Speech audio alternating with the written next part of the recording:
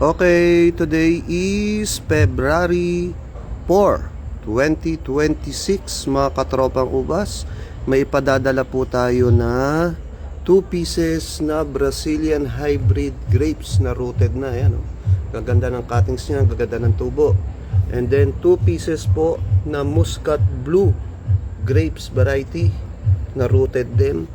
At may kasama pa siyang 4 pieces na matured or brown cuttings po ni Baikonur.